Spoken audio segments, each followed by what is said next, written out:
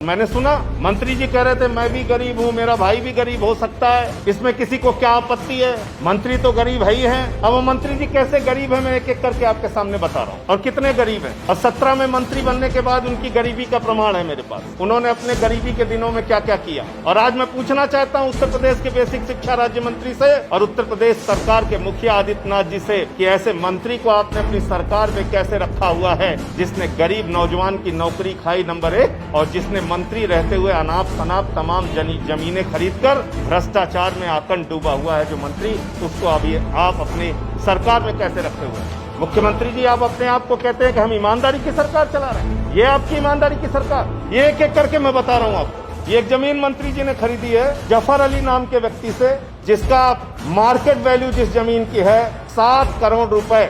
जिस जमीन की मार्केट वैल्यू 7 करोड़ रुपए है, सर्किल रेट 1,26,29,000 है, और वो जमीन मंत्री जी ने मात्र 20 लाख रुपए में खरीदी। इनकम टैक्स वाले चाहे तो आज बेसिक शिक्षा मंत्री के यहाँ छापा मार के उनकी गिरफ्तारी करवा सकते हैं। ये सीधा सीधा फर्जीवाड़ा है। उसके बाद मंत्री जी ने ग्राम कमदालालपुर में एक जमीन खरीदी अपनी माता जी के नाम पे। वो जमीन 12 लाख रुपए में खरीदी गई है, जिसका सर्किल रेट 65,45,000 रुपए है, और जिसकी बाजार की वैल्यू कम से कम 5 करोड़ रुपए की है। तीसरी जमीन ग्राम इटवा, ये इसके विक्रेता हैं रमेश चंद, और ये भी मंत्री जी के माता जी के नाम पे है कालंदी।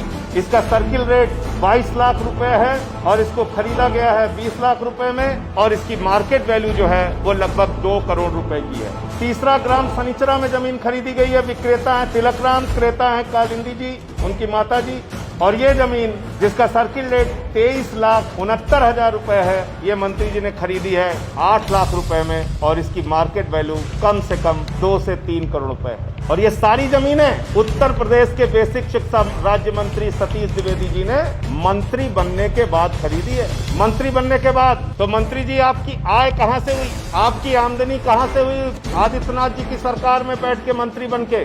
क्या बच्चे के जूते में जो फर्जीवाड़ा हुआ वो जूते वालों ने ये पेमेंट किया है? क्या इन जमीनों का पेमेंट जो गरीब बच्चों के लिए स्वेटर फटे हुए आए उन स्वेटर के पैसों से किया गया है? क्या गरीब बच्चों को जो नमक रोटी खाने के लिए दी गई और उस पर एक पत्रकार ने खुलासा किया तो उस पर मुकदमा कर दिया गया, वो मिड डे मील का पैसा खाकर ये जमीनें खरीदी गई हैं? क्या जो जर्जर बिल्डिंग उत्तर प्रदेश में गवाह है इस बात की कि कैसे उत्तर प्रदेश में शिक्षा के विद्यालय शिक्षण संस्थान बदहाल हैं, क्या उन पैसों से ये जमीन खरीदी गई? और अभी तो ये शुरुआत है। ऐसे कई कागज मैं आने वाले दिनों में आप लोगों के सामने रखने जा रहा हूँ उत्तर प्रदेश के मंत्री से संबंधित, जो अपने आप को गरीब कहते हैं। ये इनके गरीबी का प्रमाण पत्र। ये सारे मामले मैं उत्तर प्रदेश के लोकायुक्त में जांच के लिए देने जा रहा हूं। इसकी शिकायत करूंगा, लोकायुक्त में इस भ्रष्टाचार की शिकायत करूंगा, और भी जो कागजात मिलेंगे उसको भी उसके साथ जोड़ूंगा। मंत्री को आदित्यनाथ जी को तुरंत बर्खास्त करना चाहिए। उनको 1 मिनट भी अपने पद पर बैठने का अधिकार नहीं है।